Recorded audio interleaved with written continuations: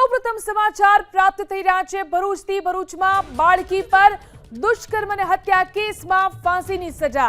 નરાધમ વિજય પાસવાનને કોર્ટે ફાંસીની સજા ફટકારી।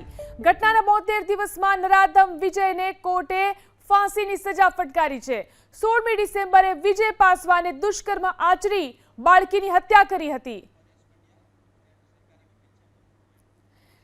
સરકારી વકીલ પરેશ પંડ્યા આપણી સાથે ફોન લાઈનથી જોડાયા છે।